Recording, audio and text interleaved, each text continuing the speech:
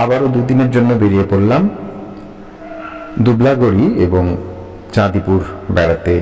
সঙ্গী হলেন রবিচেতন পরিবারের বেশ কয়েকজন, সুজাতা মজুমদার, কুহু দাস, মহুয়া গুহ, শিপ্রা মিস্ত্রি, দীপিকা ঘোষ, নীলিমা বন্দ্যোপাধ্যায়, দীপ্তি ভট্টাচার্য এবং আমি।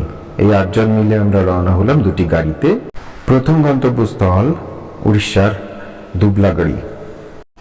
ঘণ্টা দেড়েক একটানা যাবার পর রাস্তায় নেমে নিজেদের কাছে থাকা চা এবং খাবার খাওয়া।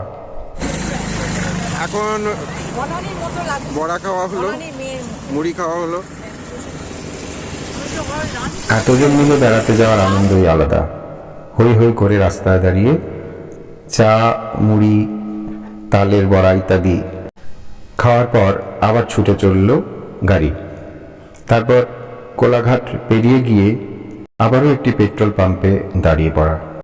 খোঁপায় ছোট ছোট লাল ফুল দিয়ে সুজাতাদিকে বেশ সুন্দর দেখাচ্ছে, ছবি তুলে দিলাম আমি। সুন্দর স্মৃতিটুকু সঙ্গে নিয়ে আবার এগিয়ে চললাম গাড়িতে। এবার আমরা প্রায় দুবলাগুড়ির কাছাকাছি পৌঁছে গেছি। দুবলাগুড়ি হলো উড়িষ্যার একটি প্রত্যন্ত সমুদ্র সৈকত, যেখানে এখনো সেভাবে লোক সমাগম হয় না।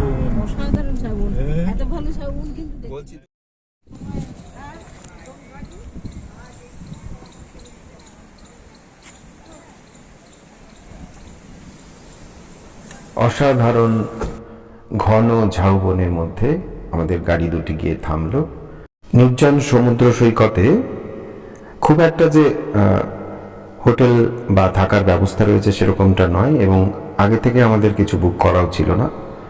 আমরা কিছুক্ষণ সমুদ্র সৈকতে থেকে আশেপাশের অনেক জায়গা ঘুরে এই রিসর্টটিতে এসে ঘর পছন্দ করে উঠলাম। পাশাপাশি থাকা এই 4টে কটেজে আমরা 8 জন থেকেছি। এই হলো রিসর্টটির ডাইনিং স্পেস। তারপর আমরা সকলে মিলে দুপুরবেলা এসে লাঞ্চের জন্য বসলাম। রিসর্টটির নাম ওসেন ব্রিজ রিট্রিট, যেটা আগে বলা হয়নি, সকলের অবগতির জন্য এটা বলে দিলাম। ওসেন ব্রিজ রিট্রিট খারাপ নয় সব মিলিয়ে। সবাই খেতে ব্যস্ত। খাওয়া সেরে জমি আড্ডা দিয়ে এবারে আমরা বেরিয়ে পড়লাম এই রিসর্টের আশপাশটা ঘুরে দেখতে।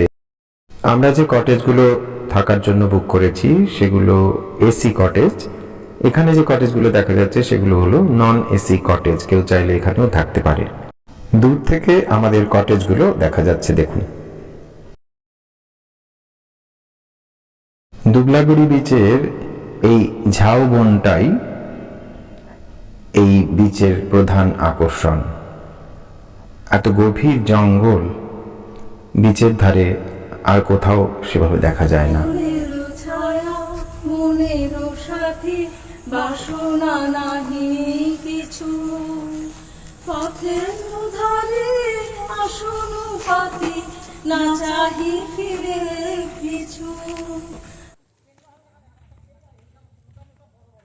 বন্ধুগণ, মাঝে মাঝে আমার দিকে তাকাও।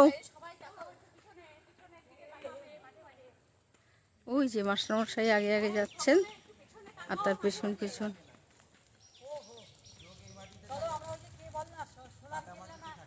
চলো।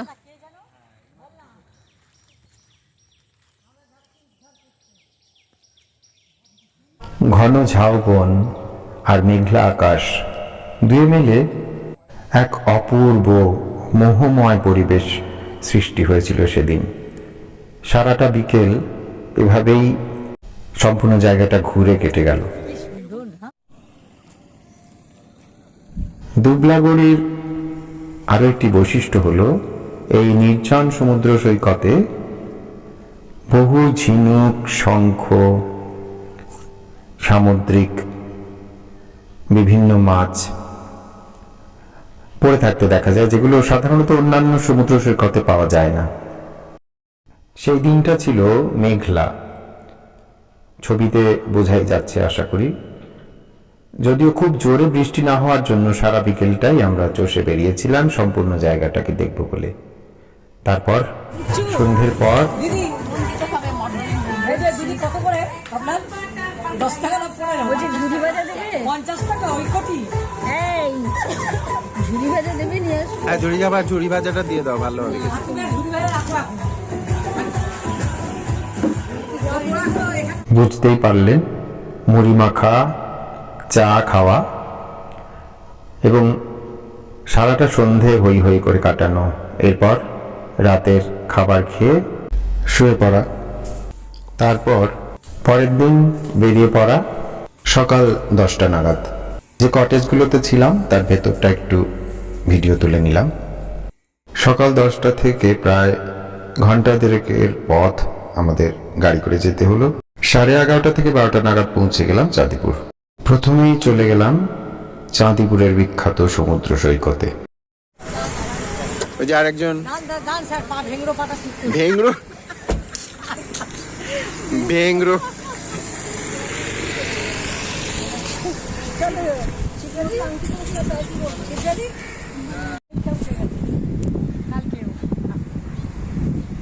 চলো আস্তে আস্তে এসো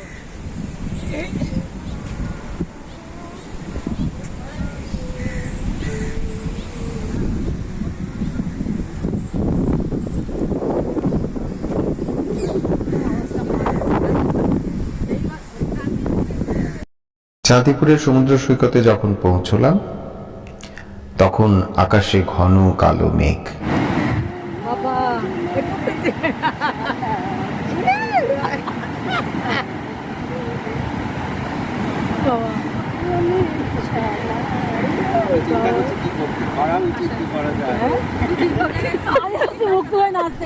অপূর্ব সুন্দর চাঁদিপুরের বিচে আমরা সবাই মিলে ঠিক করলাম ডাব খাবো, কিন্তু হঠাৎ করে তুমুল বৃষ্টি নামলো। আমরা আশ্রয় নিলাম একটি ছোট্ট চালা ঘরে। এটি আসলে একটি ছোট্ট রেস্টুরেন্ট মতো, সবকিছুই পাওয়া যায় খাবার দাবার। বাইরে তুমুল বৃষ্টির মধ্যে সকলে মিলে ডাব খাওয়ার এই স্মৃতি অমলিন হয়ে থাকলো। তারপর বৃষ্টি একটু থামতেই আমরা চলে গেলাম পাশেই থাকা পূর্বী বিচ রিসর্টে। খুব সুন্দর এই হোটেলটি, তবে সেই দিনটা সারাদিন ধরেই প্রায় তুমুল বৃষ্টিপাত হয়েছিল, কিন্তু সেই বৃষ্টির মধ্যেও আমরা সকলে মিলে সত্যি খুব আনন্দ ঘন একটি দিন কাটিয়েছি। এবারে আমরা চললাম সকলে ডাইনিং রুমে, হোটেলের ডাইনিং রুমে দুপুরের খাবার খেতে। সেদিনের খাবারের মেনুতে ছিল বাঙালির প্রিয় ইলিশ মাছের ঝাল। খাবারের স্বাদও যথেষ্ট ভালো ছিল। দুপুরে খাওয়া খেয়ে বেশ খানিকক্ষণ আড্ডা দিয়ে দুপুরের পর যখন বৃষ্টি থামলো আমরা সকলে মিলে চলে গেলাম আশপাশটা একটু ঘুরতে। উড়িষ্যার বিখ্যাত বুড়িবালাম নদীর মোহনা দেখতে গিয়েছিলাম। যদিও সবাই মিলে হই হই করে একটা দিন আনন্দে কাটানোই মূল উদ্দেশ্য, দর্শনীয় স্থান দেখা একেবারেই মূল উদ্দেশ্য নয়। তবু হোটেলে ফিরে এসে আবার হোটেলের আশপাশটা সুন্দর করে ভিডিও করলাম, কারণ সত্যি হোটেলটা ছিল অপূর্ব সুন্দর। দেখুন কিরকম, কত ঝিনুক দেখেছেন? কি চমৎকার কি ঝিনুক, দারুণ ঝিনুক। ছোট্ট ছোট্ট ঝিনুক পুরো বিচ ধরে এই যে এইটা পেয়েছিলাম, দেখুন এই শঙ্খটা পেয়েছিলাম। কি সুন্দর, এখানে ঝিনুকগুলো কি সুন্দর সুন্দর। তোমার বুলুদা ছবি তুলে দেবেন। দেখো এমনি সব পরিষ্কার করা, কালকে কাদা ঢুকছিল।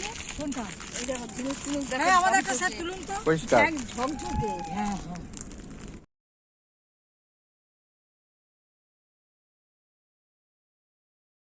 আমরা যে রিসর্টে ছিলাম সেই রিসর্টের নিজস্ব বিচ রয়েছে, অর্থাৎ নিজস্ব সমুদ্র সৈকতে যাবার পথ রয়েছে। সেই পথে বহু দূর এগিয়ে গেলাম, কারণ তখন ছিল ভাটা, সমুদ্রের জল অনেকটা দূরে। যত দূর হেঁটে যাওয়া সম্ভব চলে যেতে লাগলাম। মনে হলো যেতেই থাকি, এত অপূর্ব সুন্দর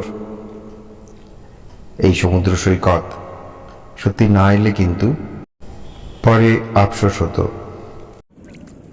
নীলিমাদি, আপনার অভিজ্ঞতাটা বলুন। অসাধারণ অসাধারণ, হাতে জুতো নিয়ে এরকম হাঁটতে কেমন লাগছে? মানে আমার জীবনের শ্রেষ্ঠ মানে চমক আর কি। আমি কোনোদিনও সত্যি এরকম দেখিনি। হ্যাঁ, আমিও তো এত দূরে আসিনি কখনো, কোনোদিন না দেখিনি। সত্যি কি ভাল লাগছে দেখতে। অবশেষে যখন সন্ধে নামলো, একদম প্রায় রাত হয়ে গেল, আমরা আস্তে আস্তে ফিরে এলাম আমাদের হোটেলে।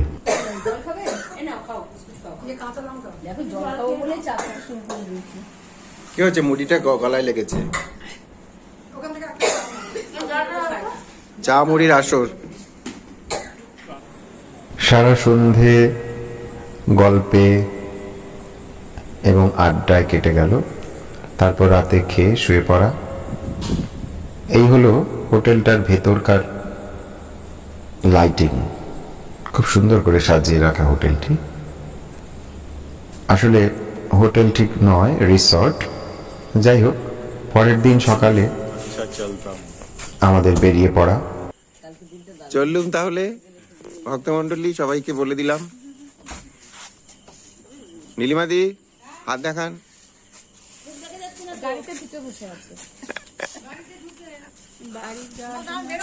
না, আর বেরোতে হবে না। ঠিক আছে, ঠিক আছে। এবার আমাদের গন্তব্য পঞ্চলিঙ্গেশ্বর। হ্যাঁ, পাহাড়টা বেশ সুন্দর, খুব সুন্দর। আমরা এখন পঞ্চলিঙ্গেশ্বরে যাচ্ছি। 23শে আগস্ট সকাল প্রায় 6টা নাগাদ আমরা বেরিয়ে পড়েছিলাম রিসর্ট থেকে পঞ্চলিঙ্গেশ্বরের পথে যেতে। সকাল 8টা নাগাদ একটা জায়গায় দাঁড়িয়ে আমরা সকলে মিলে চা খেলাম। খুব সুন্দর জায়গাটা।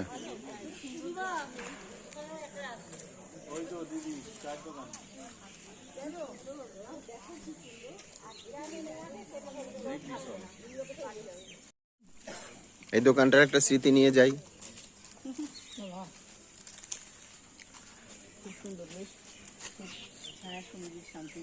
হ্যাঁ, একদম শান্তি নিবিড়। এত সুন্দর প্রাকৃতিক পরিবেশে দাঁড়িয়ে চা খাওয়া এবং সকলে মিলে জায়গাটাকে উপভোগ করা সত্যি স্মৃতির পটে চিরজীবন অমলিন থাকবে। চা খাওয়ার পর্ব শেষ করে আর 10 মিনিট মতো আমাদের যেতে হলো।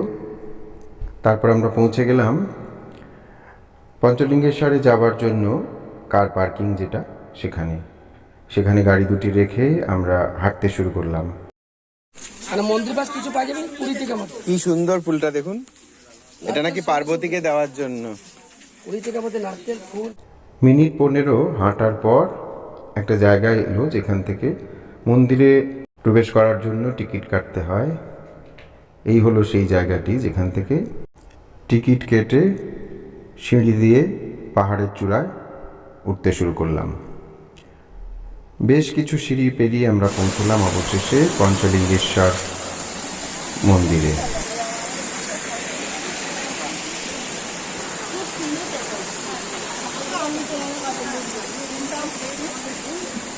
এই যে পেছনে হাত দেখান, মহুয়াদি, নীলিমাদি।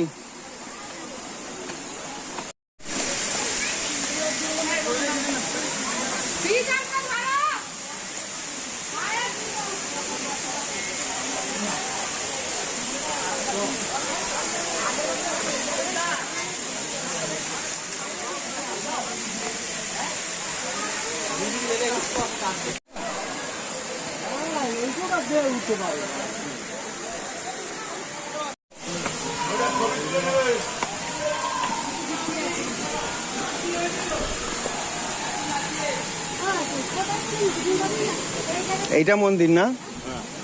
জলের উচ্চতা এখান থেকেই আসছে। আগে উপরে উঠতে দিত, উপরেও তো আছে। উপরে আর উঠতে দেয়নি। কোন উপর? আগে উঠতে দিত। ও সবাই উঠে গেছে। তো আসবে না।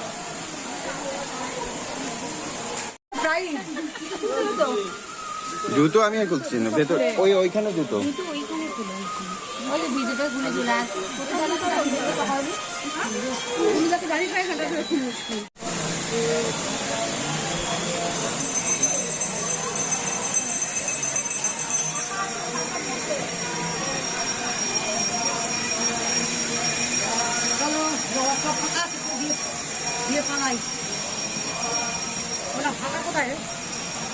হ্যাঁ হ্যাঁ, ফাঁকাই আছে। এত সকালে অত লোক আসে না।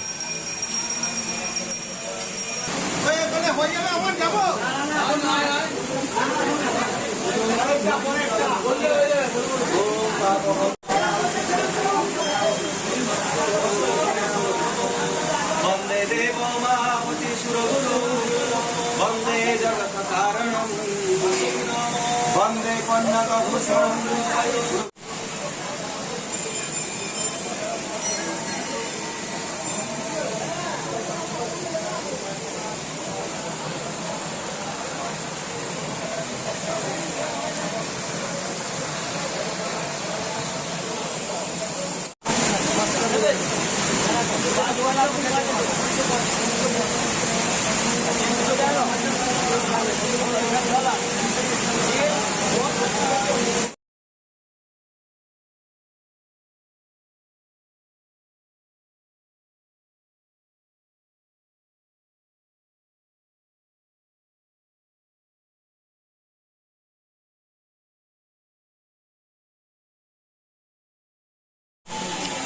বলুন জয় পঞ্চলিঙ্গেশ্বরের জয়। বলুন, ভালো করে বলুন, মা বাবা খুশি হবে।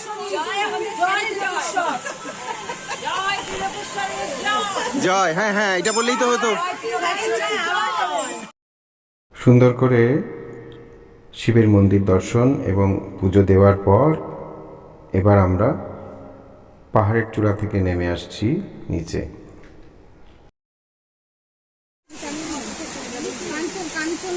না, কাঞ্চন ফুলের পাতা এরকম না। দেখো দেখো কি সুন্দর ফুলগুলো, দারুণ তো। পঞ্চলিঙ্গেশ্বর মন্দির দর্শন করেই আমরা বেরিয়ে পড়লাম কলকাতায় ফিরে আসার উদ্দেশ্যে। রাস্তায় ছিল তুমুল বৃষ্টি, তবে আমাদের আনন্দে কোনো ভাটা পড়েনি। এই আনন্দোচ্ছল দুটি দিন চিরজীবনের জন্য মনের মণিকোঠায় রেখে দিলাম।